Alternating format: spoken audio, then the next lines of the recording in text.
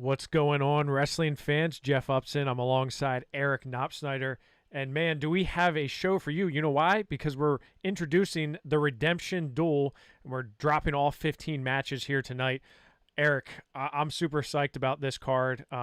It's weird how it came to fruition. You know, we were talking about putting on an event, and it just so happened that we were able to put on this type of an event where it's all about guys that are getting redemption, right? And it's guys who didn't quite finish, guys and girls who didn't quite finish their season where they wanted to.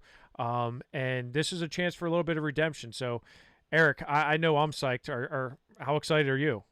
Yeah, it seems like, this came together really quickly, but in some ways it feels like we've had to sit on this for a while now because we knew a lot of these matchups, a little while ago, and we've been trying not to, get too much of it out there because we wanted to release it all in a big show here and get everybody excited about it. So it's been kind of like we've been waiting for this for a while now to be like, all right, can we tell people yet? Can we tell people? So the moment's here. We can finally tell everyone what's going on. Yeah, it's almost like Christmas, right? You're excited to reveal the gifts and tell everyone what's happening. And it's very similar to True Power. So True Power, when we had True Power, it was the top two wrestlers. Normally, we were trying to get the top two wrestlers in the state going head to head. The Redemption Duel is a little bit different. The Redemption is there is no state champions in this. There's no state champions in this. There's guys that finished second. There's guys that finished third. There's guys that didn't even have a season yet. So it's all, every single one of these wrestlers has something to prove, right? And our Surge tournament, our hashtag is Prove It. Redemption is it's all about getting that redemption. Their last match may have not ended with their hand getting raised. This is all about the guys and the girls who wanna, they felt like they left something on the mat. They have something to prove. And I'm just excited to go through all the matches, Erik, because we've got 15 matches. One of those is a high school girls match, which I'm really excited about. All folk style. We're doing it at the C3 Sports up in State College, Pennsylvania. And if you've seen the Nittany Lion Wrestling Club cards, it's the same place where that is. It's going to be an awesome time. We're going to have fans. It's just going to be a lot of fun, Erik. So I know you're excited. What were your thoughts when I first said, hey, let's put on a card and let's call it the Redemption? We're like, come on, Jeff. Like, let's not do another one of those. I was excited about it. And I mean, the simple fact is almost every wrestler in the state, they don't end their season the way they want to, because everybody wants to go out on top. So, there are so many kids that we could have had in this. And so part of that is just like, okay, how do we, pick the best guys and girls that we can get involved in this and have them be a part of it? Because I know people were contacting you and be like, hey, can we get in this? Like, it's tough sometimes because we can't have everyone in it, as much as we'd love to have a huge event, you got to kind of keep it manageable. And so sometimes the hard part is saying, okay, let's get this person and this person and see if they match up, and how the weights have gone, because we know some weights have gone up quite a bit since the end of the season. Yeah. So things have changed a little bit. But yeah, I'm really excited about the matchups that you were able to put together for us. And of course, it all comes back to Dyson, right? Dyson puts a bug in my ear. He's like, hey man, wouldn't you like to see this matchup? I'm like, yeah, I would. I that would be a lot of fun. Well, why can't we do it? Well, because Dyson, I have a new baby at home. Because we're busy. Well, I don't care. Let's do it. I'll help. Here we are hosting another event, another card. But yeah, we're really excited about that. And again, it's going to be streamed live on Rokfin. That's this Saturday. It starts at 4:00. We're going to have a lot of people there to help us out. Some folks from Westmoreland Sports are going to be there to help us out. We're going to have Greg Warnock and Chris Smith on the call. We're going to have Hannah Mears there as well. It's just going to be a lot of fun. It's going to be a lot of good wrestling, and I'm excited for it, Erik. So I think we shouldn't really delay it any further. Now, I wanted the first one. We already announced one matchup, right? So really we're announcing 14 matchups tonight. The first matchup that we released was this one here, and this one was Mason Gibson versus Brennan Cernis. This is a top 10 matchup in the nation. So, and Willie Saylor actually just came out with updated national rankings. And in those rankings, Cernis actually moved up to 9. Mason Gibson holds firm at 5. So if you want to talk about a guy who wants some redemption, it's Mason Gibson, right? I mean, he's a guy who got pinned in the state finals, and I'm not saying he was favored going into the state tournament, but he had beaten, Gary Steen twice, right? Brett Unger just had an amazing month, right? We just saw it come to fruition at the Pittsburgh Wrestling Classic. There's no shame in that. However, Mason Gibson still has a lot to prove and a lot, he's a little ticked off about the way he wrestled in Hershey. So this one's going to be a good one just because we don't see a lot of Brendan Cernus. Cernus is a guy who's at Wyman Seminary. He's been in Ohio. I believe he's been in Indiana or Illinois, one of those I states, before coming to Ohio, and then went to Wyman Seminary. We saw him at the Ironman tournament. I got to see him a couple times at the Ironman tournament. Super, super tough. But there's not a lot of common opponents here between these two. So I'm really excited just to see these two match up because we saw Mason go against Aiden Lewis in the Nittany Lion Wrestling Club card. And, he was pushed by Aiden Lewis. So, I'm sure he's hungry after finishing second at the Super 32, finishing second at the state tournament. He's probably not going to want to lose this match here, Eric. No, absolutely, and as well as I do, Mason. He's always willing to put it on the line and eager to go. I know he was talking about this a week or so ago. He's like, texting me the date and like, yeah, you know what that is. Like he's ready to go. I mean, he's a guy that you don't have to do too much to get him amped up. I know from talking to his family, it just. The kid never sleeps. He's always on the go. So he's ready. He's anxious, and I can't wait to see it. As you said, I haven't gotten to see Cernus in person at all, so I'm anxious to see how this one plays out. Yeah, so that's our main. This is what I would call our main event. This is our main feature card, match of the card. Again, 2 top 10 guys in the nation, and this is gonna be a good one, right? This is at 125 pounds, so. The weights are a little bit more like a catch weight type thing that we're doing here at the Redemption Duel to get guys matched up. So yeah, I'm super excited about this one. This was at 125 pounds. Mason Gibson, Brendan Cernus. These aren't the only wrestlers from these two schools, right? So Bishop McCourt, Wyman Seminary. You're going to see some other names from these schools coming up here in just a couple seconds. So.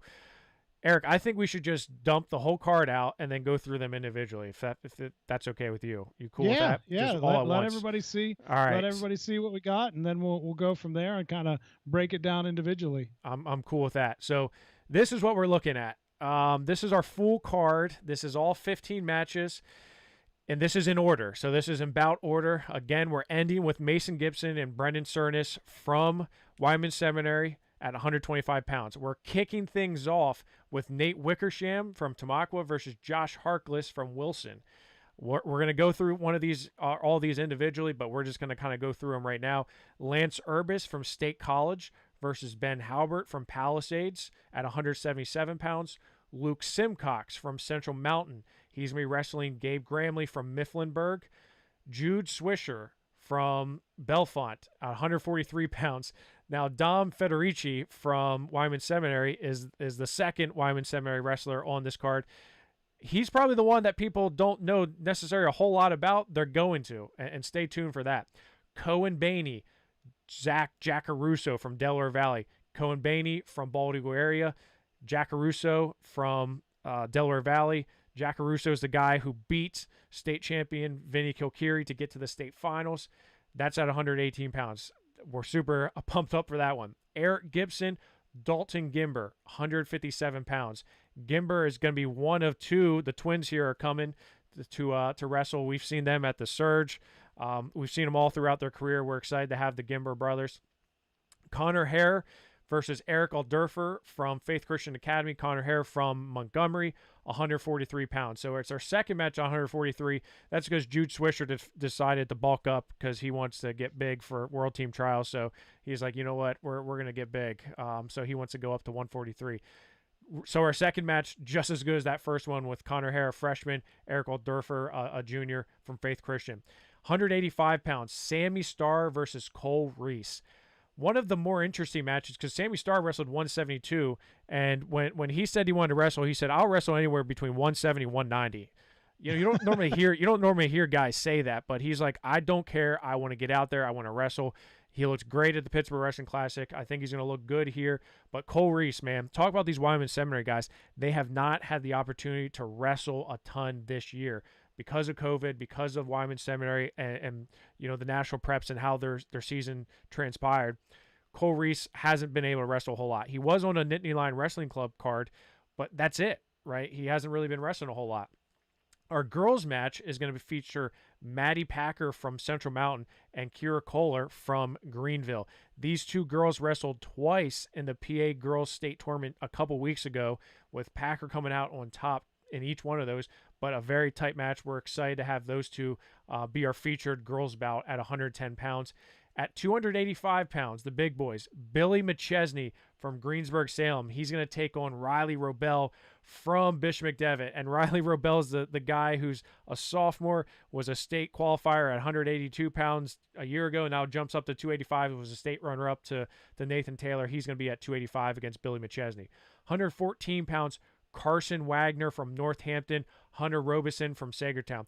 This one is interesting because each one of these came into the state tournament ranked very high in the state. In fact, Carson Wagner came in ranked number 1. 114 pounds, this one's going to be a good one between two guys that wrestled 106 in Hershey.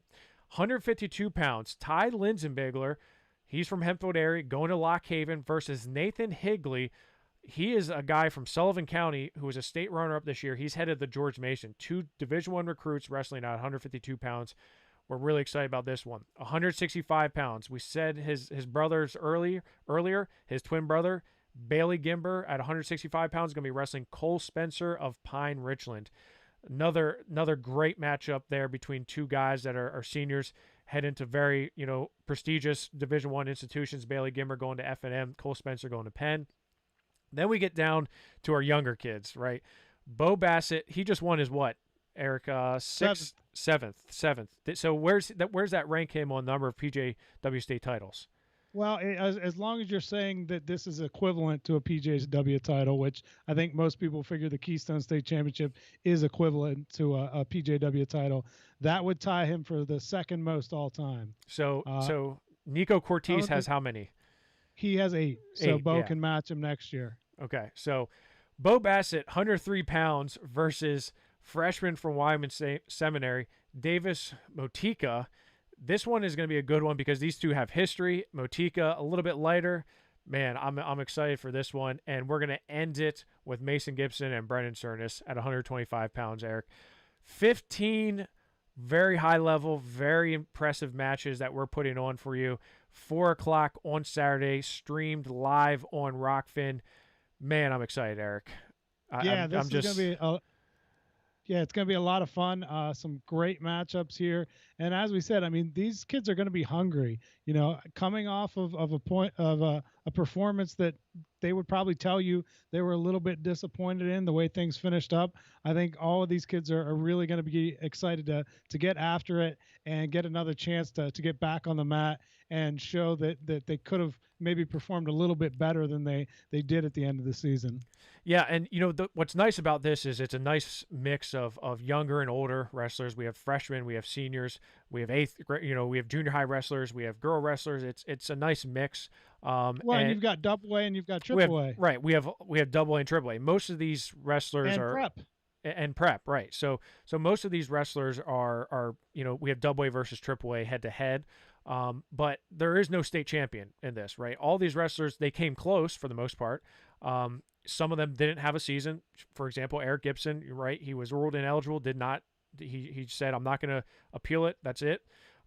National prep wrestlers who didn't have a chance to wrestle in a national prep tournament.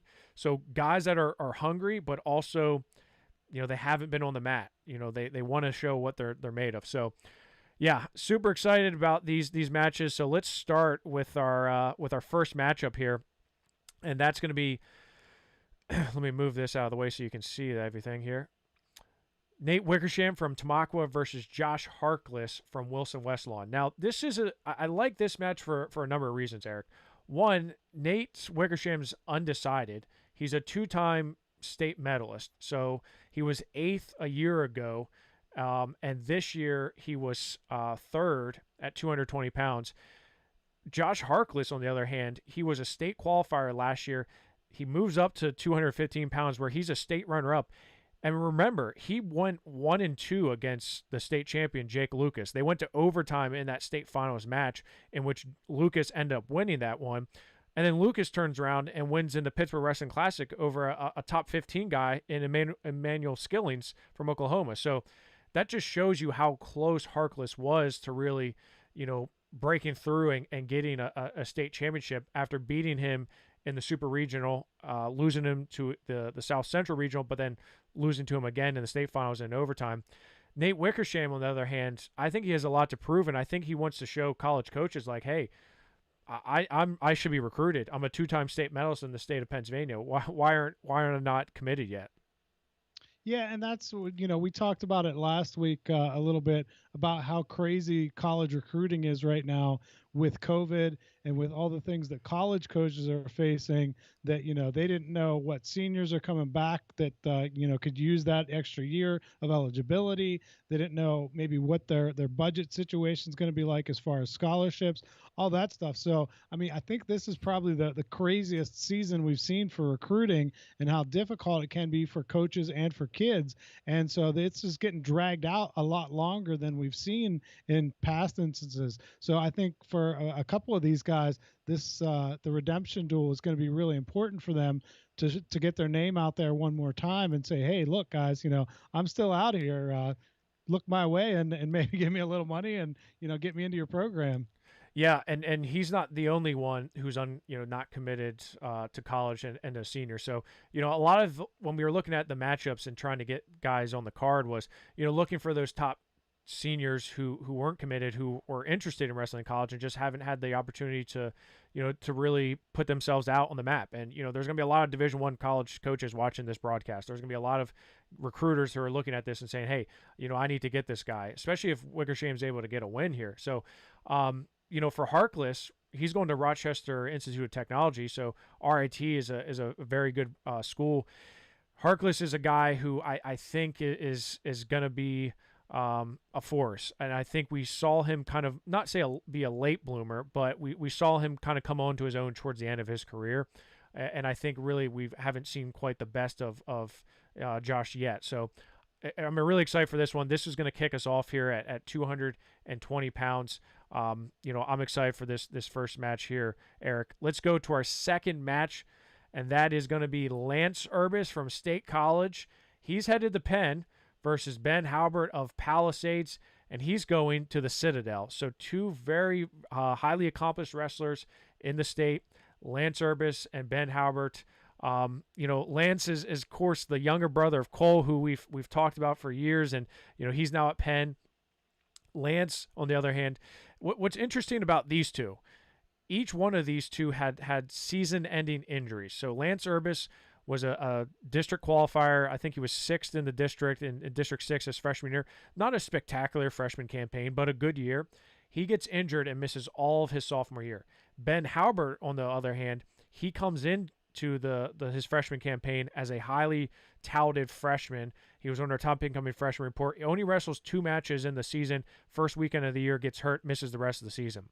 So each one of these wrestlers has missed a season, and both these wrestlers ended up finishing on the podium high in Hershey. Lance Urbas has a win this year over Sammy Starr in the consolation semifinals at 172 pounds, and Sammy Starr was one of the the guys that is also on the card, but one of the bigger names coming into the tournament. Lance Urbas finally gets on the podium. He takes 4th. On the flip side, Ben Halbert loses last year, goes 1-2 at the state tournament despite winning a regional title. This year he comes in, he goes 1-0. He loses to Rune Lawrence 1-0, bounces back, finishes 5th.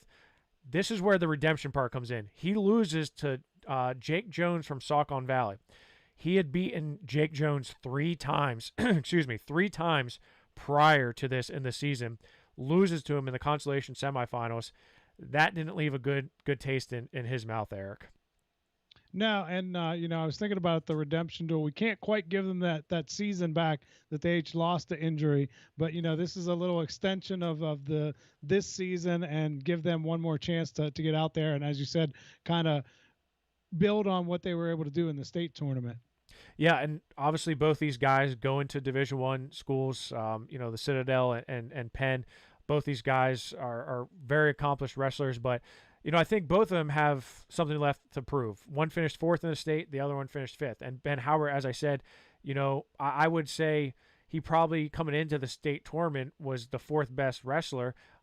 Gavin Garcia is one of those guys he lost to in the super regional tournament. But, he's a guy who was 21-1 coming into the medal round of the state tournament, loses 1-0 to the eventual state champion, then loses to a guy that he had beaten 3 times before. He does bounce back to take 5th, but, I think he kind of jumped all over it because he's thinking, man, I got something left to prove here. So this is going to be at 177 pounds, Lance Urbas and Ben Harer in our second match. Now, the third match, we talked about the seniors. This one's a contrast of where they're at in their careers because Luke Simcox from Central Mountain is a freshman. Gabe Gramley from Mifflinburg is a senior. In fact, you see there, Eric, where's he going? He's going to Pitt. I believe he is going to Pitt, yes. He's going to Pitt, right? So I know you're excited about that. Gabe Gramley was a 2-time state medalist, 4-time state qualifier. He qualified for the state tournament 4 times. This year, he was in that loaded 126-pound in District 4. And you remember when we had Mitch Rupert on talking about 126. Remember a wrestler that we had in True Power who never even made it to the super regional tournament. That was Cole Bisco, right? That was a guy who was in this 126-pound bracket and out of District 4. And if you look at how they finished, of course, Scott Johnson loses to Joey Fisher. He finishes 2nd. Gable Strickland, he finishes 3rd in the state. He beats Gabe Gramley 2-1 in ultimate tiebreaker, who finishes in 4th place. Cole Bisco doesn't get a chance, although he probably would have been 5th or 6th in the state. 2 guys here who I think are hungry to go after it. This is the first matchup that we have on the card where these two have actually gone head-to-head. Luke Simcox beat Gabe Gramley 3-1 in January of this year in a dual meet. So I'm sure Gramley is looking for a little bit of redemption here. But Simcox, on the flip side, I think he's looking for a little bit of redemption after his state tournament because, remember, he beat state champion Ethan Bergen at the Super Region. This time he comes in, he loses to Tyler Kasak from Becca in the semifinals, who, of course, goes on to win a state title. But Simcox drops a 6-3 match to Bergen in the consolation semifinals. He comes back to take 5th. So both these guys have a little bit of something to prove, even though they're in different parts of their careers. Well, and that's what I like about it is that, as you mentioned, that they are in different parts of their careers. So, it'll be interesting. Does it mean maybe a little bit more to a Gabe Gramley who's closing out his high school career? Or is it Simcox saying, hey, I've really got to build on what I was able to do my freshman year, and let's use this as a springboard into freestyle and into next season and really kind of get going with another victory here over a really talented senior in Gabe Gramley? Yeah, I would agree with you there, Eric. It's of course, each one of these are on different trajectories, but Luke Simcox is he was such a touted freshman coming into here, so and he already has the win over Gabe Gramley. So for him, it's like, well, I already beat him once. I'm a freshman. I got to beat him again. For Gramley, it's like, well, I'm a senior. I'm going to Pitt. I'm a Division I recruit. I can't be losing to a freshman. So, and of course, these guys are both battle tested, right? Both of these guys have had their share of battles this year. Gabe Gramley, my gosh, him and Gable Strickland and Scott Johnson wrestled about 900 times, and you throw in Cole Bisco. So, these guys are very well, tested when it comes to wrestling. And of course, they went head to head. So, really looking forward to that one. Let's go up to our first 143-pound matchup. It's the first of 2.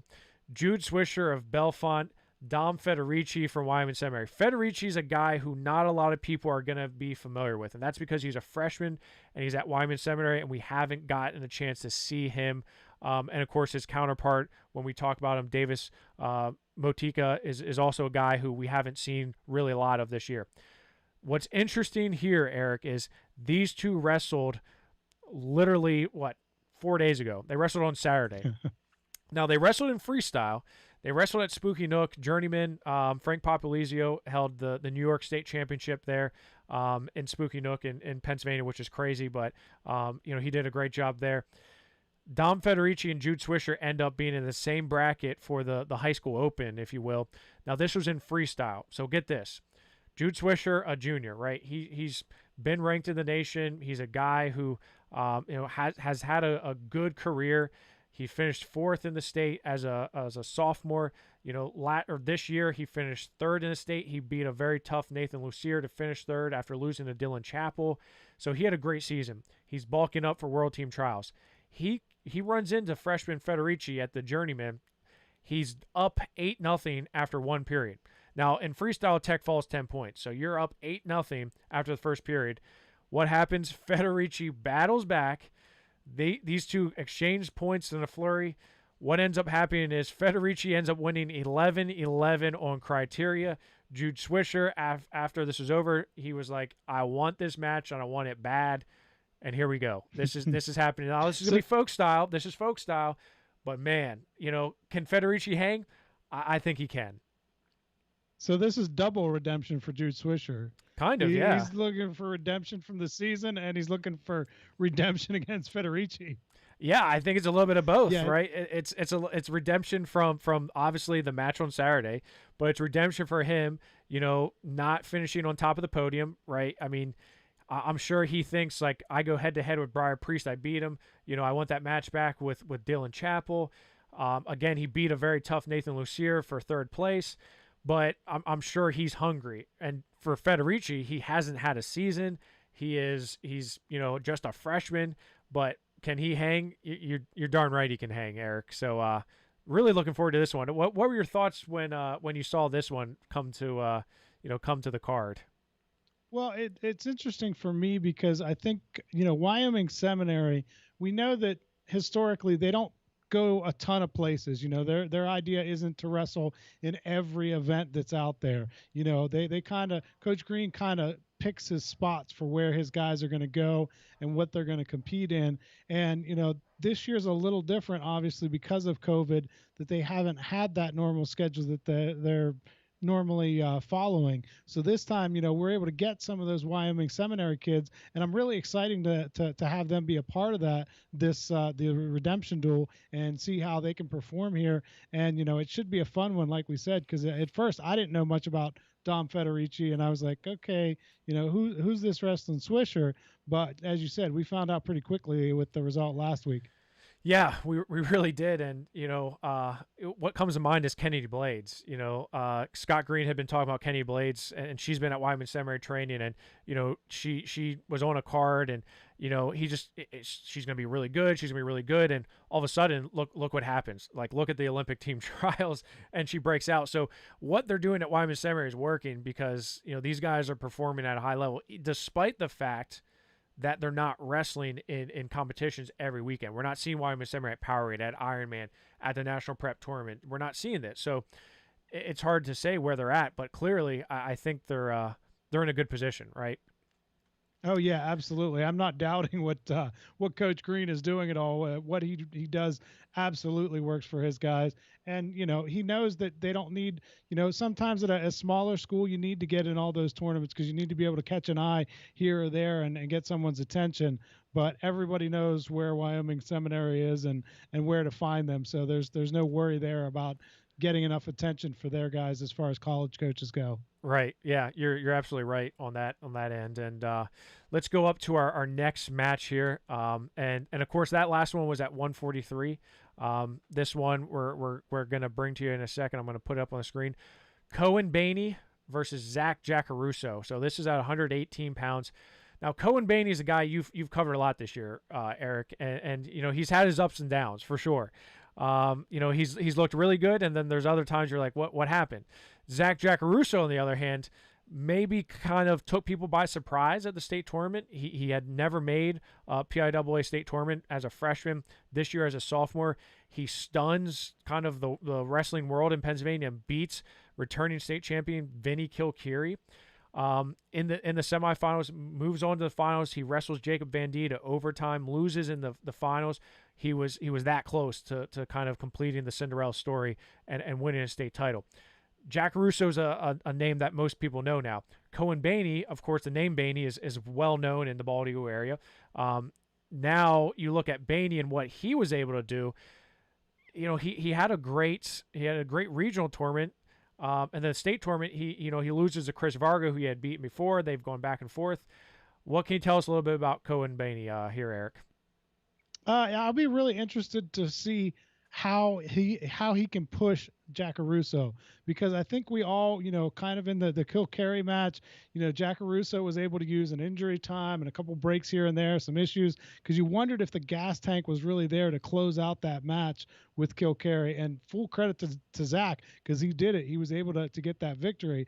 But I wonder, if Cohen can push that pace, especially now that we're a couple of weeks out. That was whenever you would think that you were in prime condition. What's Jackaruso going to be like right now? Because he was, after that Kilcarry match especially, he couldn't even stand up. I mean, he was on the floor for a while trying to get up after that. So I'll be interested. And again, this is a couple weeks after the season, so I think guys maybe aren't going to be quite as good at conditioning as maybe they were back in March.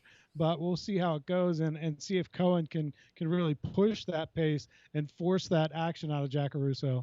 So you had obviously you covered Cohen, and he had a great super regional, right, where he won the super regional, and he had a bad regional tournament, and I know why did he have a bad regional tournament, Eric?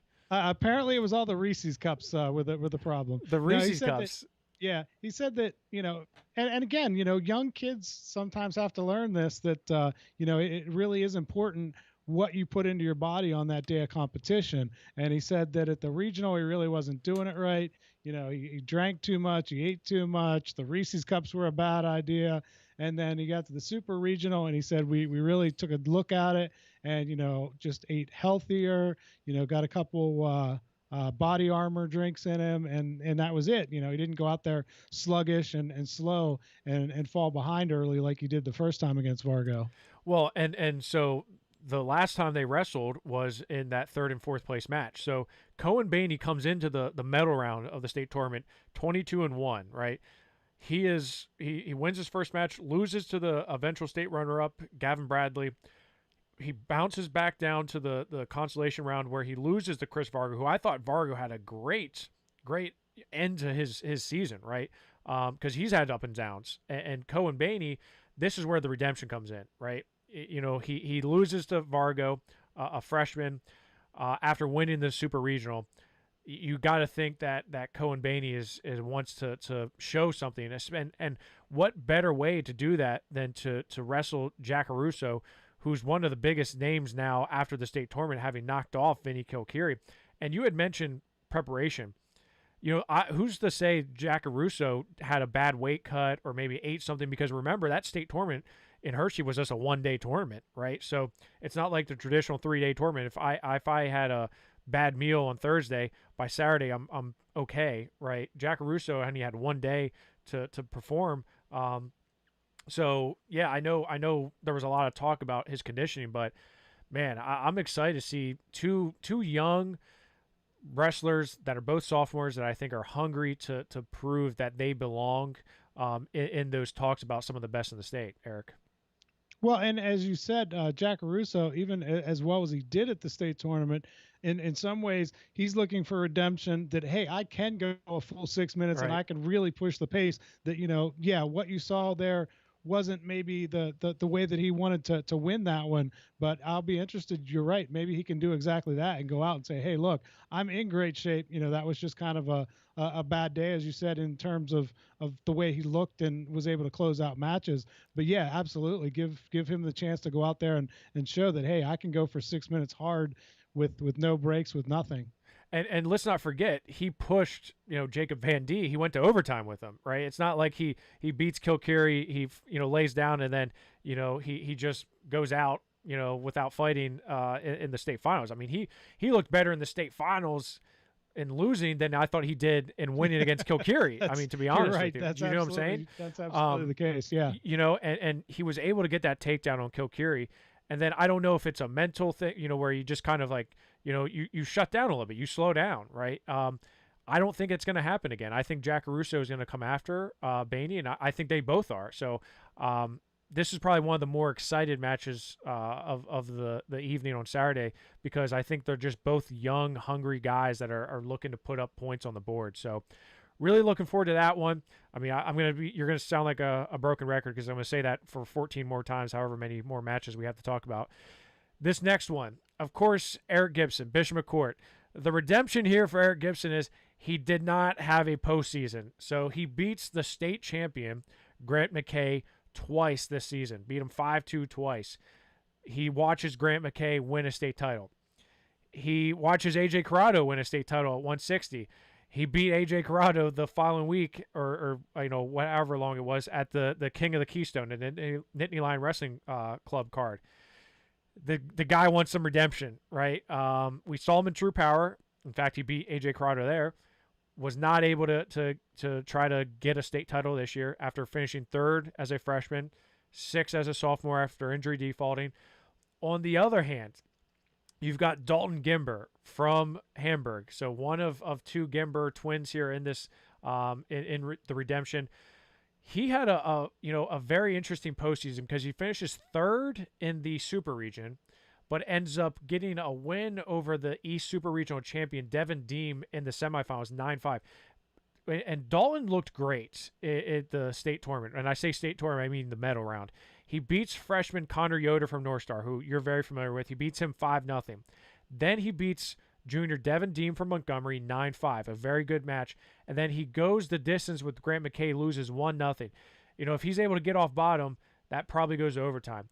And for Dalton Gimber, that was huge for him in his career. That was the highest he's ever finished at the state tournament. I think he had a great end, but I think he was very, very close, but yet fell a little bit short, Eric, in Hershey, to the ultimate goal of winning a state title. Yeah, and these are two guys that we've seen a lot of over the years. So it'll be interesting to see this matchup and how they go at it head to head. As you said, Gibson has the wins over McKay, while Gimber had the loss to him. But you know how that works out sometimes. It's not always the way guys that match up. Just because guy A beats guy B doesn't mean guy B can beat C and C beat A. It kind of goes all that confusion sometimes because a lot of times the styles make such a big difference in how guys match up. Because as you said, Gibson just seems to have Corrado's number, that every time they wrestle, it seems like Gibson is able to get a win there, and oftentimes in kind of convincing fashion. But there are guys that I think Corrado maybe can beat that Gibson struggles with. So it's just kind of the way guys match up. Yeah, I mean, it's that clash of styles, right? And Dalton Gimber, like I said, loses 1-0 to McKay. Gibson beats him 5-2, but I thought Gibson and McKay, that was a hard match, right? That was a good match between those two. For Dalton, and Dalton's had an up and down career. So he has 147 wins in his career. He was a state qualifier his freshman year at Brandywine Heights. His sophomore year, he ends up taking 8th at the state tournament when he transferred to Hamburg. The next year, you go from 8th in the state. He never even made it to the state tournament his junior year. So, this year for him was a redemption year. He goes, qualifier, 8th, doesn't qualify, to now 2nd in the state in Hershey, to cap a really tremendous career for Hamburg. And of course the Gimber, the twins, of course, on their brothers as well. Hunter and Trevor, I got to look up the Gimber, the family career total wins, because it's probably close to 500. I mean, it's they wrestled a ton of matches. So, I'm excited for this one. For one reason, I want to see Erik Gibson and how hungry he is, but I want to see Dalton Gimber to say, hey, I can hang with Erik Gibson, who's ranked number 10 in the country. And Dalton's going to F&M. Erik Gibson's going to Cornell. So both these guys are doing it in on the mat and also in the classroom, because you can't get into F&M and Cornell with just, grades. You got to have some pretty good grades, Eric. Absolutely. Two very good kids in the classroom, as you said, as well as on the mat. That is always fun whenever you guys, that guys are well-rounded, and it's not just all athletics, that they're also putting the time in the classroom and hitting the books to make sure that they can further their collegiate level. Yeah, absolutely. And we're seeing a lot of, Division I recruits on the card, but like I said, a lot of guys here who aren't committed to college yet, and guys that are looking to make a name for themselves. Let's go up to our next match. This is 143 pounds, and this is our second at 143. This is Connor Harer from Montgomery versus Erik Gibson from Faith Christian Academy. So a matchup here where I want to go back to the super regional tournament, because Alderfer won that super regional tournament. Now, you look back at the bracket that Alderfer was in, 138. Now, let's keep in mind, Alderfer was 132 at the Powerade tournament. He beats Nathan Roth from Latrobe in a good match. I don't know if it's the weight cut or what, but he says, I'm going back up to 138. So Alderfer goes up from 132 back up to 138. He has a great super regional tournament. So he wins the Southeast regional tournament, beats David Kreidler in that tournament. He comes out, gets into the finals. He beats Ian Yoder in the semifinals, 5-4. He gets to the finals. He beats David Kreidler from Allentown Central Catholic, 3-1, wins the super region. On the other side, you have Connor Harer from Montgomery, who came into the super region as a Northeast regional champion, 32-1 on the year. Probably one of the biggest names as a freshman. He was just absolutely dominating people out of District 4. And remember when we had Mitch Rupert on, Eric, he said, I got to get my eyes on him. I got to see him. And he was like, holy crap. He's for real. He doesn't wrestle like a freshman. He's wrestling at a high level for a freshman. He tech falls Connor Brown in the first round of the Super Regional, loses to David Kreidler 2-1. Then Connor comes back. He beats Josh Bauman from Notre Dame 1-0, ends up taking third at the Super Regional tournament. Now, you fast forward then to the state tournament, and what did we say? We said Connor Harer and Ian Oswalt is going to be a great first-round matchup. And what happened? It goes to ultimate tiebreaker. So you have a freshman versus a senior. Connor Harer, not the super region he wanted. Ian Oswalt trying to get back to the state finals for the second year in a row against Brock McMillan. He has his hands full in that opening round, barely survives 2-1 against Connor Harer.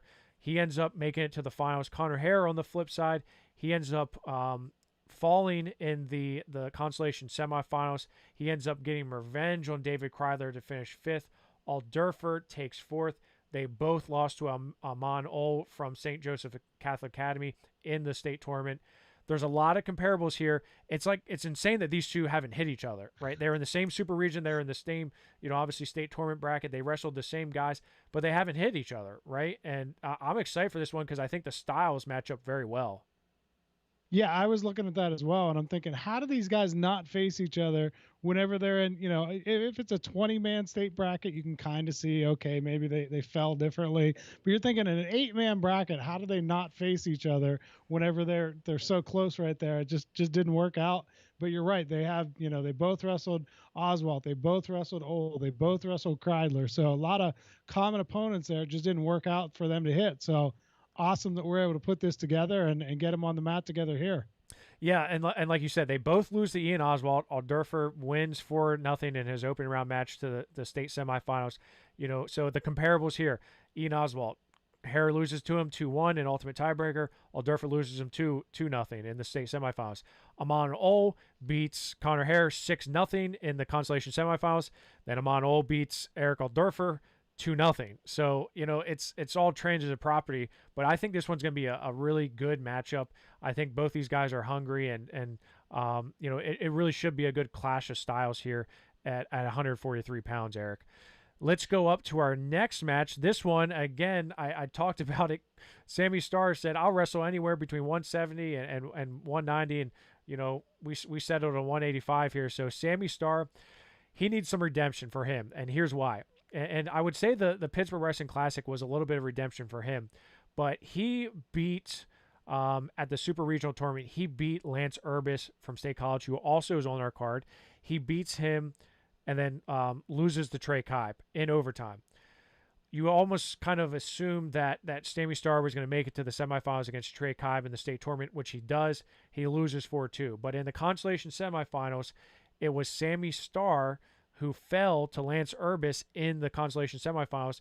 I would say probably coming into the state tournament, Starr was probably the third best wrestler here, right? He took Augustine to overtime. He took Trey Kibe to overtime, and he had just beaten Lance Urbas the week prior. In fact, I believe it was a I believe it was a major decision when they wrestled at the Super Regional Tournament. I'm going to have to look that up, Eric. But Urbas gets the better of him in that match. Starr bounces back to take fifth, and Urbas takes fourth here. So I think for Sammy, we kind of saw it at the Pittsburgh Wrestling Classic. He wants to wrestle high-level competition. Now, Cole Reese, on the other hand, he's a guy who says, hey, I should have been on the Pittsburgh Wrestling Classic card. I'm one of the best wrestlers in the state at 182 pounds. He was upset that he wasn't asked to be on the state or the Team PA for the Pittsburgh Wrestling Classic, and for good reason. He's one of the best in the nation. He's going to Campbell University. I can't fault him for that. So, a guy who I think is looking to make a little bit of an impact here because he hasn't had a season yet. He's a senior. He's going to Campbell, Eric. Yeah, he's I believe ranked 10th in the country by Matt Scout. So that's a guy that, yeah, absolutely. You can see why he's upset about not being on the team there. But this is a great chance for him to get back out there and beat a really quality guy in Sammy Starr. So I think this is a pretty good and fun matchup as well. Yeah, as you mentioned, so when you look at the national rankings, Cole Reese does come in ranked number 10 by Willie Saylor in the Matt Scout rankings. So, and Sammy Starr is a guy who was in the national rankings because he was a Super 32 medalist, right? So he had been in the state or the national rankings this year. And of course, you look at Luke Augustine and Trey Kibe, two guys that he went to overtime with, they're ranked 5th and 6th in the nation. So clearly, he's a guy who can hang. He lost to Ruin Lawrence this year. I think he has something to prove here. And I think both these guys do. And the fact that Sammy said, I'll wrestle you at any weight, you just name it, I think just shows the type of wrestler he is and how he's ready. Cole Reese, on the flip side, I think the fact that he says, I should have been that guy in the Pittsburgh Wrestling Classic shows like what he thinks of his abilities. And, and here's another thing. Sammy Starr is not committed to a college yet. He's a state qualifier last year. He was a state medalist this year. I know he's got some looks and I know he's got some offers, but he is not committed. So I think this is a guy who could turn some heads depending on what happens against Cole Reese, Eric. Yeah, I would think absolutely. If he's able to find a way to beat Cole Reese here, that would be a huge eye opener for a lot of college coaches. Pretty tall task, but we've seen what Sammy can do before, and it wouldn't be all that shocking if we were to pull off an upset here. Right. Yeah. I mean, it's crazy to think because you go up a weight, you wrestle him, and you knock him off. The number 10 guy in the nation. It would be pretty impressive. So let's go up to our next match, and this one is going to be the girls' match that we're having, and this is 110 pounds. This is Maddie Packer of Central Mountain versus Kira Cola of Greenville. So interesting tidbit here. These two wrestled again. I mentioned that at the girls' state tournament, the My House girls' state tournament, and this was I want to say 2 weeks ago at Spooky Nook. And this one was they wrestled twice. So they wrestled in the first round of the state tournament. This was at 108 pounds. Maddie ends up getting a 4-2 win in the first round over Kira.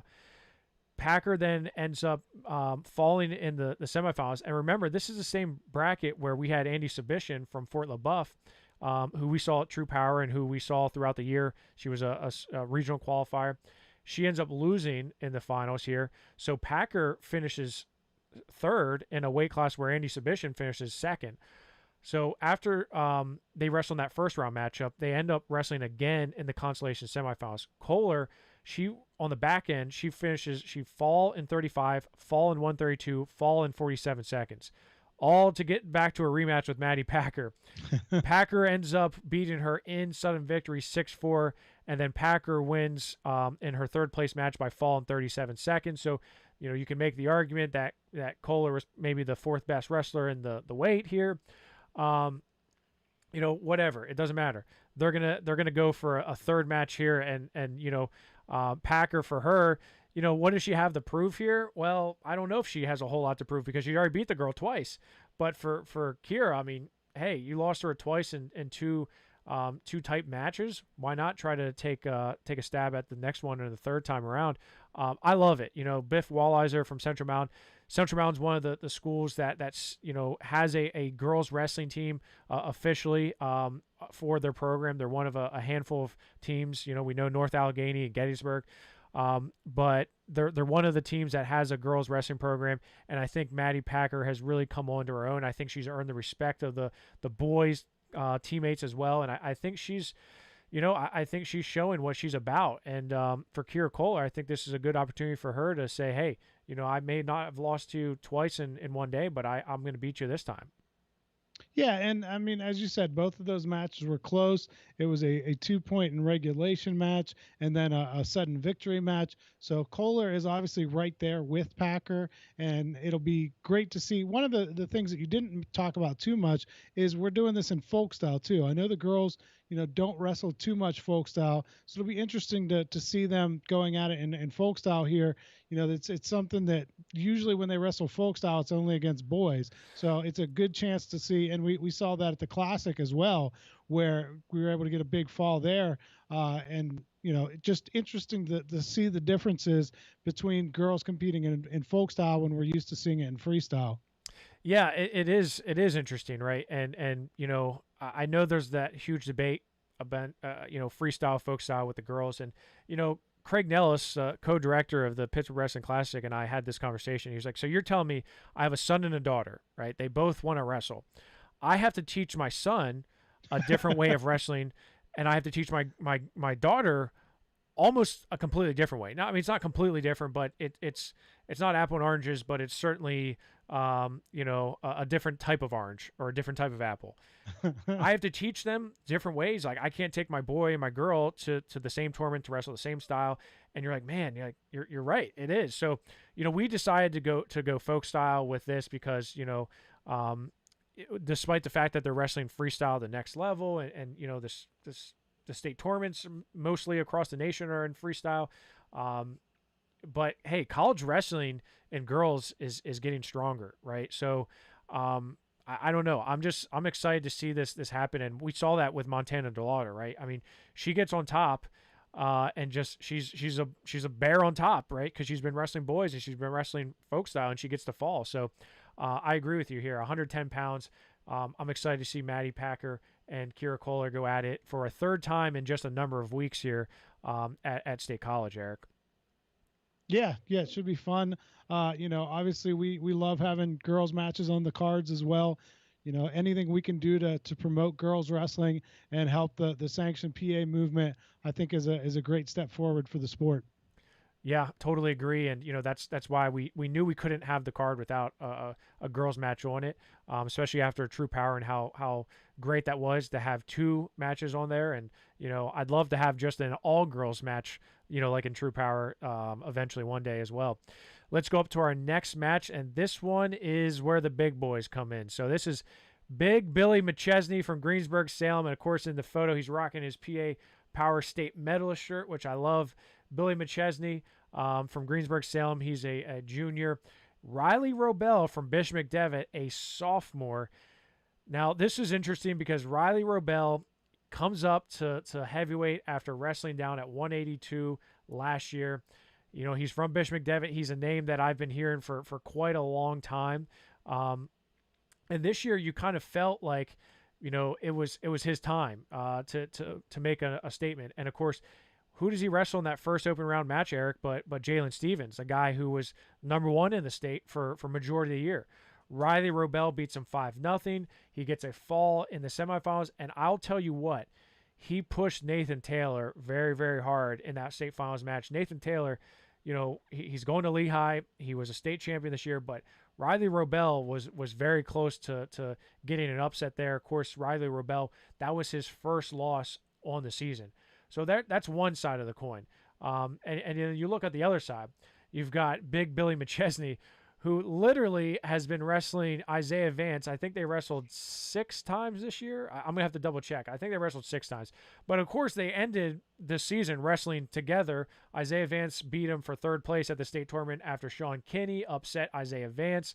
And you look at Billy McChesney. He gets pinned by Nate Schoen in, I think, a minute at the Super Regional Tournament. This next time around, they wrestle in the state semifinals. Nate Schoen beats him 6-4, and I'll tell you what, Billy McChesney really pushed the pace in that one too. I thought he almost had the upset over Nate Schoen. He was very close in that match. McChesney, and I think you're right. I think he wrestled 6 times because he had 5 losses coming into here. Maybe even 5 times. They wrestled Isaiah Vance. He came into the state tournament 23-6, and I'm pretty sure at least 4 of those losses were Isaiah Vance. Six matches this year against Vance. Yep.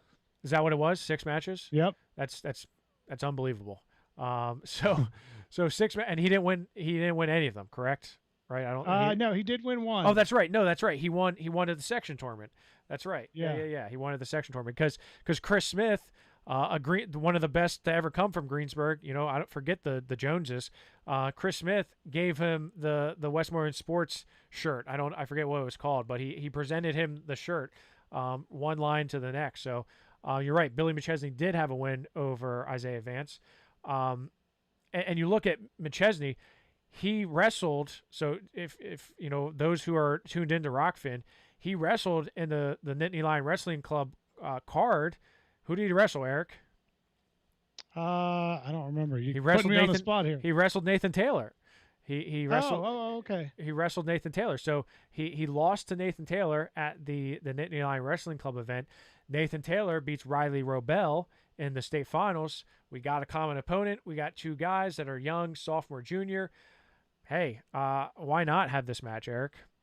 Well, what was the score of that Nittany Lion Wrestling Club? So I put you on the spot. Now you put me on the spot. Exactly.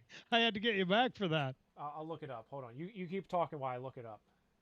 Yeah, McChesney is. I assume he's a football player, right? He's I'm a big-time impressed. football player. Yeah, I'm impressed that he was willing to do this. Because a lot of those big guys, football is their main priority, and they'll kind of wrestle whenever they can squeeze it in. So I full credit to Billy McChesney for saying, hey, yeah, I'll go ahead and do a wrestling match in April. Whenever a lot of those guys will be saying, oh no, I'm back in the weight room. I'm ready. I'm already getting ready for football season. And I think he does track too. I think he does track. I think he throws. Yeah, I'm looking at his Twitter now. You're right. He does track. I'm pretty sure he does track. Hannah Mears knows. Hannah Mears has been covering Billy McChesney for a long time. She's covered him on the football field, on the mat, and also probably, what do they call it when the track, the field. And Nate Cobbler, our good friend, it was 3-1. Says Nathan Taylor beat Billy McChesney 3-1. So you have a 3-1 decision. Nate Taylor over Billy McChesney, and then Riley Robel loses 5-3 to Nathan Taylor. So 2 very comparables here. Yeah, and going back a second, Hannah Mears, it doesn't surprise me she knows everything about him. Hannah Mears knows everything, doesn't she? She's awesome. I'm so excited to have Hannah Mears being part of the team on the broadcast. Yeah, I'm super excited to have her. Chris Smith, of course, our very own Greg Warnock. But I tweeted during the Olympic trials that I thought Westmoreland Sportsnet should be doing it because they would do a better job than NBC did with their Peacock did with it. And then Chris, that was trash coverage. Chris Smith was like, "Yeah, we'll do it. Yeah, come on." I'm like, "Chris, you do realize this is the Olympic trials, right? It's you can't, you can't just, I love Chris because Chris is like, just show up. There's a wall. Chris is running right through it. He doesn't care. There's no hurdles. There's no barriers. He doesn't care. Get it done. Flickinger on the other hand, he's a little bit more like me. He's like, we gotta do things. So 285, I'm really excited for this one because of, just the fact that Billy McChesney's coming off a loss, 2 losses, losing to Isaiah Vance and then Nate Taylor. Riley Robel coming off a loss to Nate Taylor in the state finals. I think there's a lot to be redeemed here at 285 pounds, Eric. Yeah, should be a fun one there. All right, let's go up to our next match, and this one is going to be Carson Wagner versus Hunter Robeson from Sagertown. Now, again, I talked about this when we previewed them earlier. Carson Wagner came into the state tournament ranked number 1 in the state. Now, he was the only wrestler at 106 pounds this year that was a returning state medalist. So, naturally, he came in ranked number 1. He was pushed, this year a little bit, but Northampton, he only came into the state tournament with 11 matches. He was 11-0 coming into the state medal round. Now, if you remember, he loses to Cale Nasdio from Williamsport in that opening round 3-1. Carson Wagner was number 1 in the state. Tyler Chappell, on the other hand, was number 2 in the state. Tyler Chappell beats Carson Wagner in the consolation semifinals 2-0 in sudden victory. So we talk about redemption. Carson Wagner comes in undefeated, number one in the state, ends up going home with a 5th place medal. Probably not a good feeling for him. Hunter Robeson, on the other hand, again, same kind of scenario with him. And you got to talk to him after the Super Regional, right, Eric? And he had a good tournament there. Super Regional, ends up winning it. And the two guys that finished in the state 1 and 2, he finished ahead in the Super Regional tournament. So, for Hunter Robeson, my gosh, you lose to Louis Gill, who was 3rd in the West Super Region, and you were the Super Regional champion.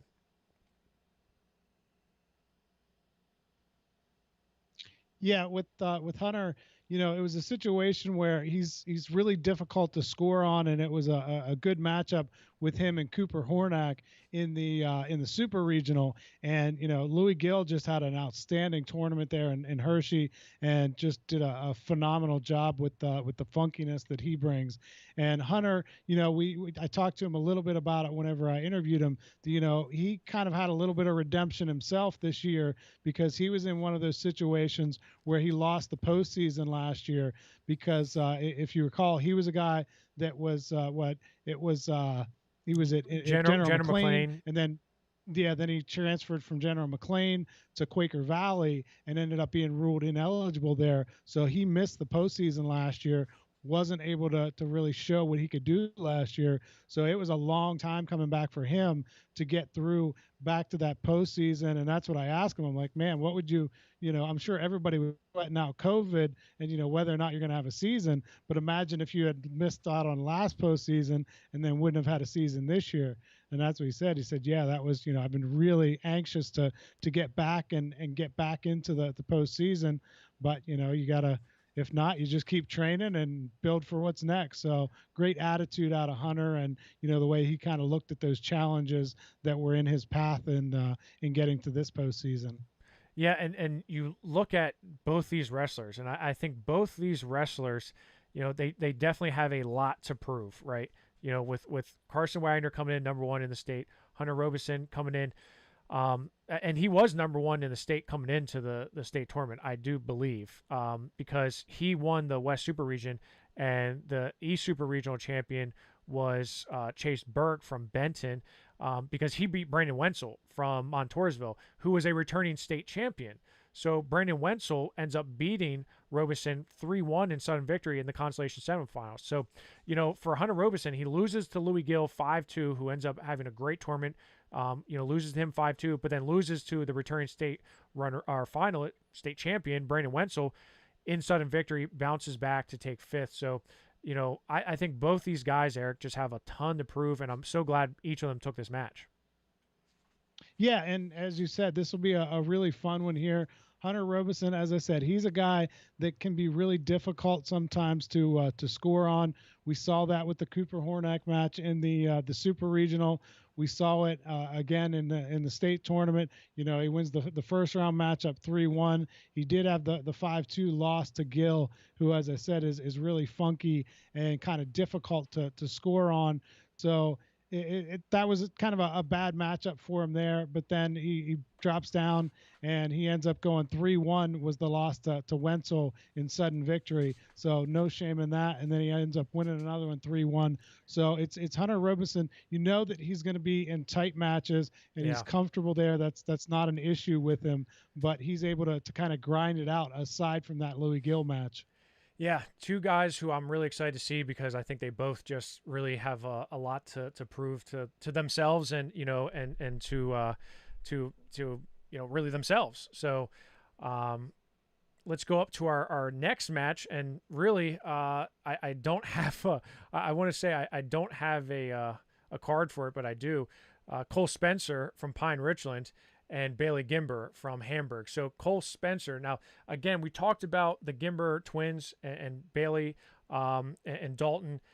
Bailey, on the other hand, his brother was a state finalist, and you look at what happened in his senior season. I thought he had a great end of the postseason until the state tournament. So he finishes second in the East Super Region. Bailey Gimber was second to Holden Garcia. Holden Garcia had a great Super Region, finishing ahead of Avery Bassett and Nolan Lear.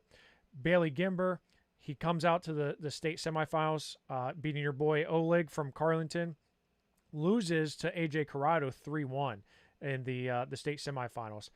He ends up coming back, beats Ryan Wyant from Forest Hills, loses to Nolan Lear from Benton. So I think for Bailey Gimber, it was a good end to his career. Just based on the fact that it was his first state medal and it ended up being a fourth. And you look at the power there at that weight class. That was a loaded weight class. AJ Corrado, Avery Bassett, Nolan Lear, right? 3 guys that have all been on the medal stand previously. Bailey Gimber had been not. Bailey Gimber coming up a couple weights. I thought he had a really good end of his career, and especially being a guy like Ryan Wyant, who's a returning state medalist going to Lock Haven. And for Bailey, he's going to F&M with his twin brother. On the other side, you have Cole Spencer, Pine Richland wrestler, Pine Richland football player. He's the star quarterback. He's the star, right? He had a good season, right? He loses to Avery Bassett. He loses to him in the Midwinter Mayhem, bangs up his shoulder in that match. He guts it out for the rest of the year, despite with the shoulder injury. Wrestles all the way through the state tournament. In fact, he comes in as the West Super Regional champion, had a great postseason, beats Ethan Rickner in the West Super Regional finals. 23-1 coming into the state medal round. His only loss was to Avery Bassett. Loses to Jack McGill 5-2 in the semifinals. That was the number 2 versus number 3 in the state, Eric. And let's not forget, McGill nearly knocked off Jagger Condomity, who's ranked top 5 in the nation.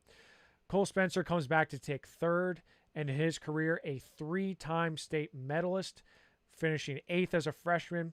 As a junior, he was 4th in the state. Now as a senior, he's 3rd in the state. So you have 2 guys that are seniors, both going to great institutions to continue their academic and athletic careers. They finished 3rd and 4th in the state, respectively.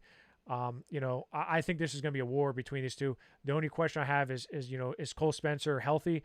And, the shoulder would say, after what I saw at the Pittsburgh Wrestling Classic, he's ready to go. Yeah, who did he have?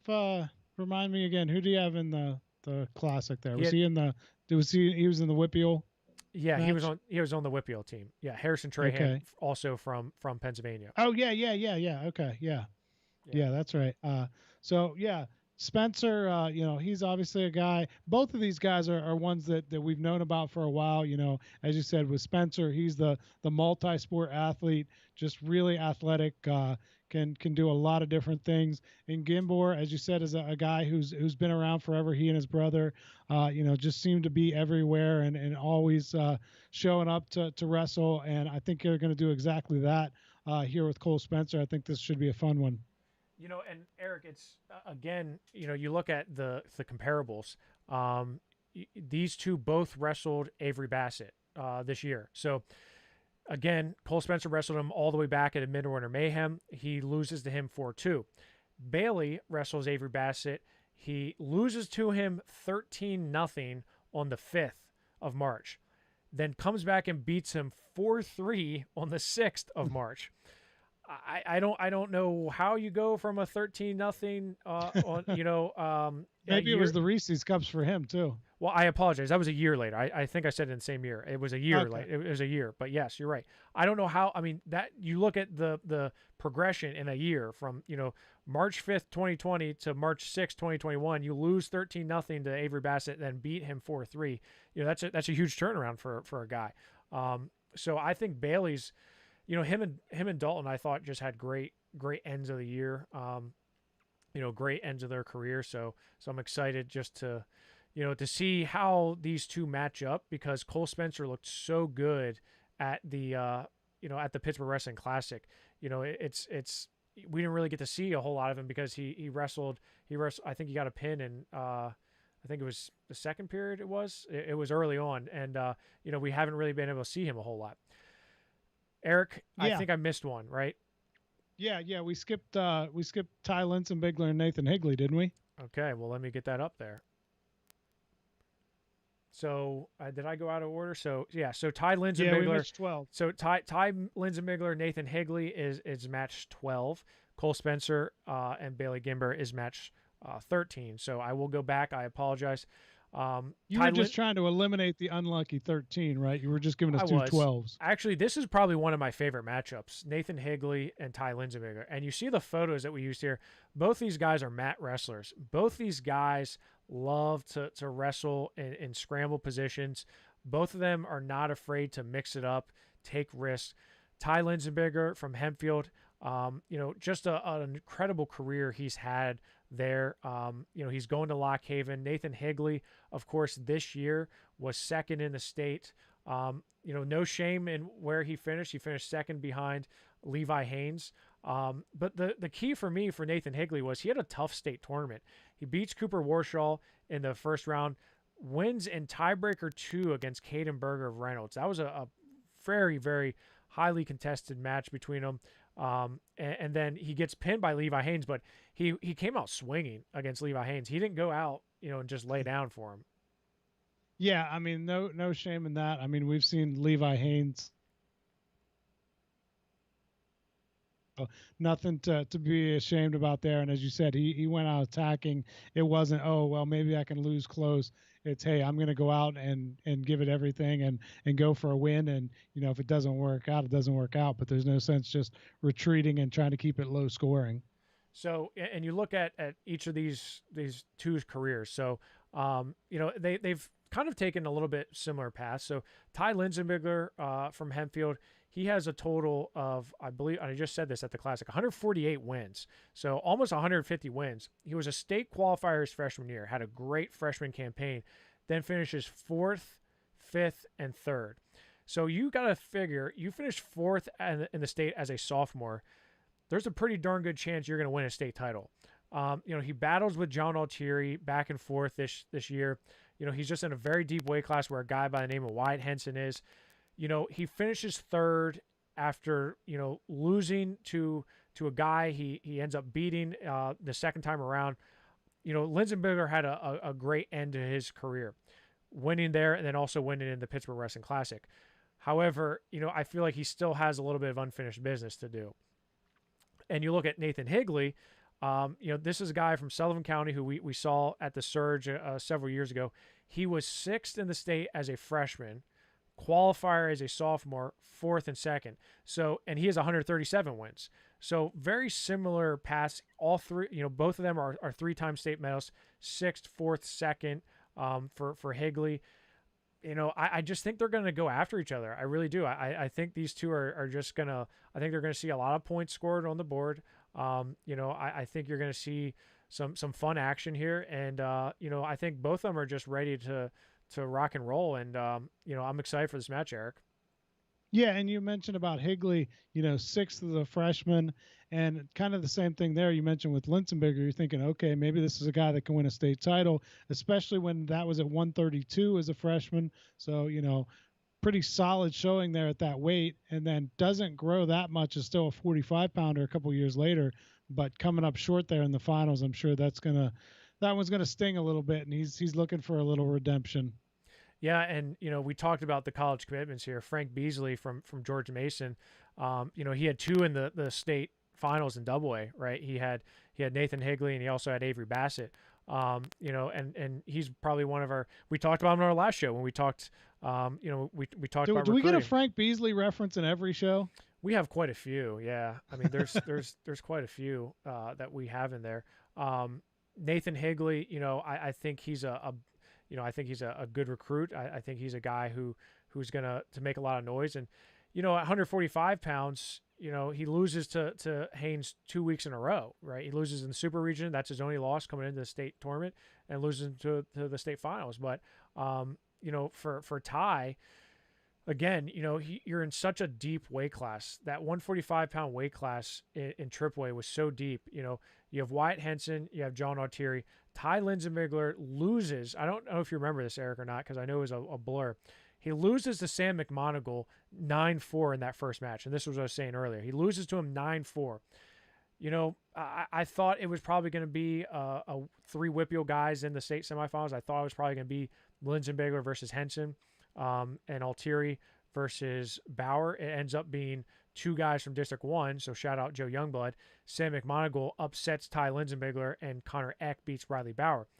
You come down, Ty Linsenbagler ends up beating Sam McMonagle 3-2 in the second tiebreaker. So, again, we talked about flipping the script on somebody. Loses to him 9-4 just a couple hours earlier, comes back and beats him for third place to finish the highest on the podium.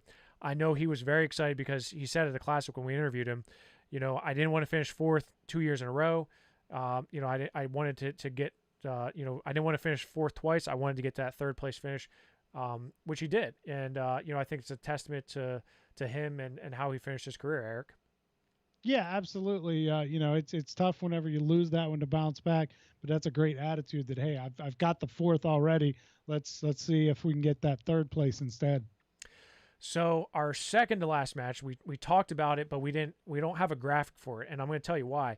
Because Scott Green refuses to send me a headshot of Davis Motika. He's like, you know what? I'm not gonna. He sent me one so he sent me a headshot of him for the top incoming freshman, and he's wearing like a parka. He's wearing a winter jacket, but it's like up over his head, like you can barely see it. You know, you can barely see that it's him.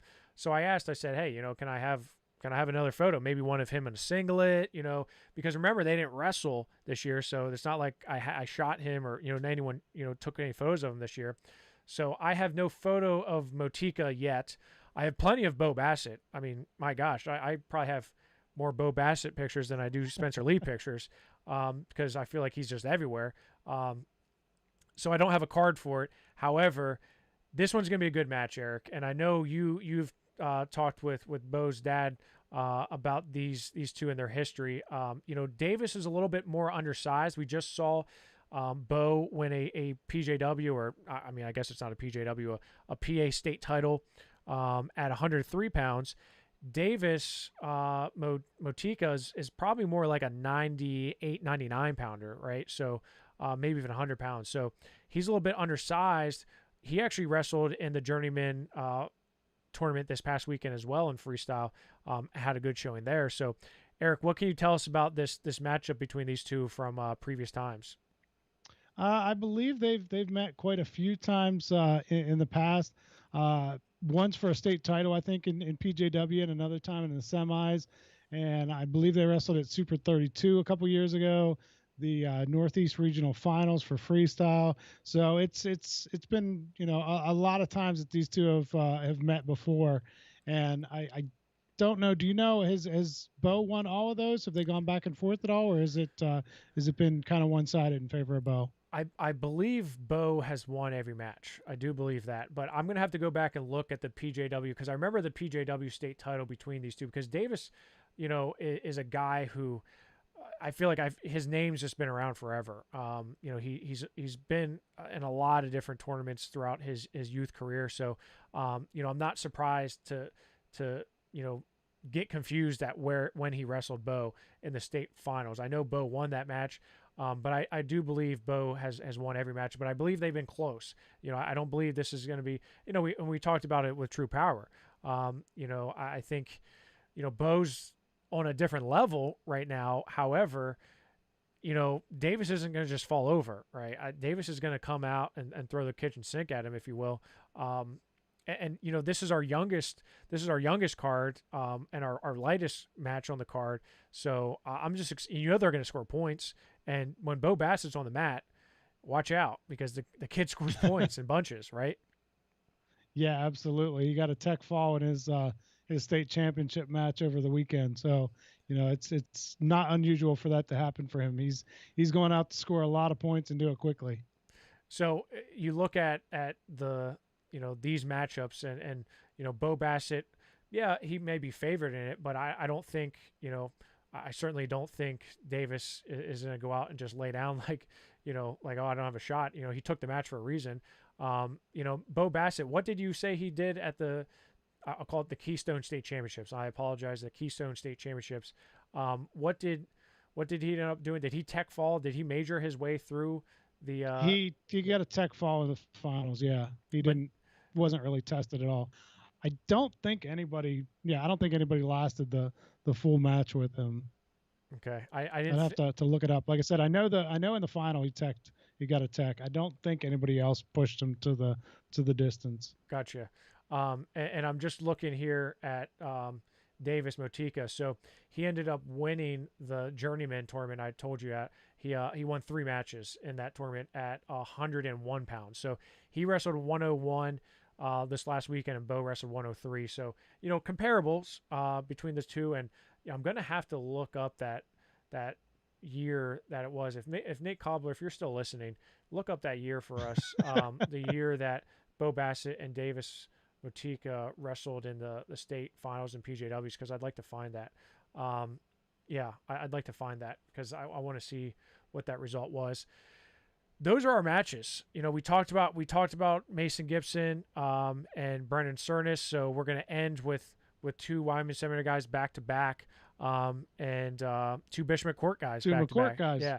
So I got to ask, did Mason, was it a requirement that he be the last match? Of course it was. If he was going to take part. Of course it was. Are you kidding me? Because he kept running around before. He's like, hey, how come I'm not the last match? I should be the last match. So, the people who don't know Mason, I mean, Mason is awesome. He's got the most infectious personality. He's always, just always on the go. And so we kid a lot with Mason, but yeah, he absolutely wants to be that last match, and he wants to be the spotlight one, and have everybody waiting to see him. Yeah, of course. I mean, you asked like it was a question, like whether he was going to be the last match or not. Like, darn well, Mason Gibson just loves the limelight. And you know what? I love it because, he wants it. Give it to him, right? I mean, I love the way he wrestles. I like how he just approaches things, and yes, can he be a little over ambitious? Sure, yeah. But no, I'm excited to end with him, and here's the thing, he's going to put on a show, right? He's going to come in, and he's going to put on a show, and I think this is going to be a really good matchup between these two. Both these guys are highly rated. I think they are guys that are looking to, for Mason Gibson, he's the higher ranked guy in the state, or in the nation, but I don't think it sits well with him what happened to him in the state finals. And I think he's over it now, but I also think that it's something that still kind of, bothers him a little bit. And I think he has a lot to prove here. And I actually, as we were talking, I pulled up the PJW state tournament. So let me see if I have that right. You looking for the Bassett one? Yeah. Because I did find that. What did you find? Yeah, he went 16-0, 16-0, 17-1, 15-0, 22-6, and 20-5. Okay. So yeah, all tech falls. So I was talking about the time they wrestled. Oh, when the final was. Okay. Yeah. I'm sorry. So that's okay. I'm looking it up now, and I believe I just had it. He beat him in the semifinals. I lost it. I'll find it and I'll tweet it out. But yeah, these two have some history together. So it should be a lot of fun. I'm going to put up the final card one more time just while we're wrapping up to talk about things. So again, April 10th, that's this Saturday, in State College. We have a very, very, very limited of in-person tickets available. Really, I want to make sure that the wrestlers get their families and friends in. But we are going to open it up to the general public. Excuse me. 4:00 is when we kick off. So Nate Wickersham, Josh Harkless kick off things at 4:00. We end with Mason Gibson and Brendan Cernis. It's gonna be a whole heck of a lot of fun, Eric. We're excited for it. It's our first time being up at the C3 Sports venue.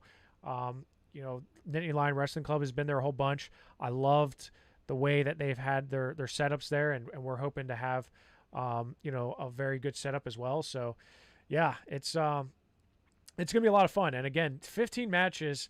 that are really all across the spectrum. You got young guys, you got older guys, you've got guys that have been, you know, in the state finals. You have guys that haven't been in the state tournament before. There's a lot of good mix here, Eric, and I'm just really excited for it. Yeah, absolutely. As you said, that's kind of what makes these things fun is when you see a lot of matchups that we don't normally get to see. When you've got that AA versus AAA, you've got a senior versus a freshman, you've got a preps guy versus a public school guy. It's a lot of fun to see those. And just, frankly, after all that we've been through in the past year, any wrestling we can get, Jeff, let's jump on it and say, yeah, it's going to be awesome. Yeah, I mean, we're fortunate, right? I mean, we're fortunate to have this happen, and we're fortunate to have the support of the different wrestling fans and folks out there, because without them, we wouldn't be able to bring this to you. And I know we're just really excited to bring you this action, because it's going to be a lot of fun. We've got a lot of good matches. I think we're going to see a lot of good action throughout. I was really excited with the Pittsburgh Wrestling Classic. Eric, I know you weren't able to be there, but we had such good wrestling there, between the Whippeal and Maryland, even though the Whippeal just dominated that one, and Team PA and Team USA. There was just a lot of good wrestling. As I was watching it, I just kept on, I kept thinking, like, man, I hope the Redemption is just as good, right? I hope the Redemption is has as much action and really good matches, because even Isaiah Vance, right off the bat, him and Kayonte Hamilton, I mean, they put up a show, and I'm thinking, man, I hope we can do that again in a few weeks, Eric. Yeah, that one started with a bang, didn't it? I mean, that was a phenomenal way to get things going. If we can deliver that in the first match, I'll be thrilled. Yeah, you're absolutely right. Eric, anything else before we jump off? And we're how do you watch? You watch on Rokfin, so go to rokfin.com/PA Power Wrestling and make sure you subscribe to PA Power Wrestling to watch this. And again, we're going to have a limited number of tickets available. I will put out the information for that, but Saturday's a big day for us, Eric. I'm excited and can't wait for it to happen. Yeah, looking forward to it. Like you, I haven't been to C3 yet. I'm excited to see that, put on a really great event, and see some awesome wrestling. And wait till you see the singlets. I know you've seen the singlets, Eric, but wait till you see the singlets that they get from Blue Chip. They are sick, and I don't normally use that word, but that's a word I like to use to describe them. They're pretty sweet. They're so sweet that Tristan Warner, our announcer for the Redemption Duel, wants one, and I told him, stick to the Scooby-Doo, right? Stick to the Scooby-Doo singlet when you wrestled, your buddy. My favorite story. Best story of the world. If you haven't heard that one. Love the Scooby-Doo story. Best story ever. He's wrestling John Reeder and just absolutely mauled, and he's wearing a Scooby-Doo singlet. There's that, right? So maybe Tristan does get a Redemption singlet if he's lucky. Saturday. Maybe we could get wait. Reeder's right around there, right? Maybe we can get a Redemption match between those two. What do you mean he's right around where? We can get Reeder to come over. We'll get Tristan there and have a match between them. I don't think Tristan's gonna want that. I mean, I love you, Tristan, but I don't know if he's gonna want. I don't think he wants that smoke. I don't think that's gonna happen. So Saturday, 4:00 action will start off, but we have a pre-game show starting early. Before that, around 3:45, we're gonna go live. So that way you can get a little bit of a taste of what's to come, get to see the venue a little bit, and Chris Smith and Greg Warnock going to preview each of these matches. We're going to have Hannah Mears there on site. She's going to do an amazing job. I'm just excited. It's going to be a ton of fun and a lot of good matches, 15 matches that you're not going to want to miss, Eric. So until the next time we see you, which will be Saturday, it better be Saturday. If you miss this one, I don't know why you're even bothering, because this is going to be some of the best wrestling you're going to see all off season. So make sure you're there. Again, rokfin.com/PA Power Wrestling. You can find us on Twitter, Facebook, Instagram, all the fun places. And until Saturday, stay classy.